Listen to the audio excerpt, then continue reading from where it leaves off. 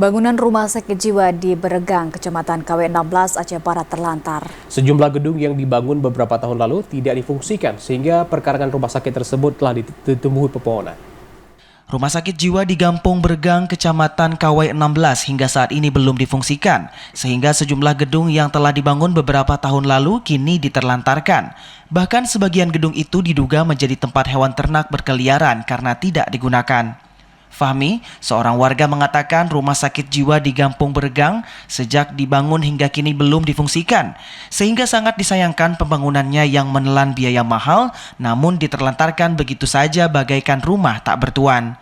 Pembangunan ini saya lihat memang bagus, namun terbengkalai. Ya. Kita bisa yang sendiri udah mulai ditumbuhi tumbuhan ilalang, ya, sudah menutupi pekarangan pembangunan ini. Tadi kami sempat masuk ke dalam, juga lihat pembangunan udah mulai miring. Di dalam ini juga perabotannya masih bagus semua. Tapi kita nggak tahu masalahnya apa sampai saat ini tidak difungsikan.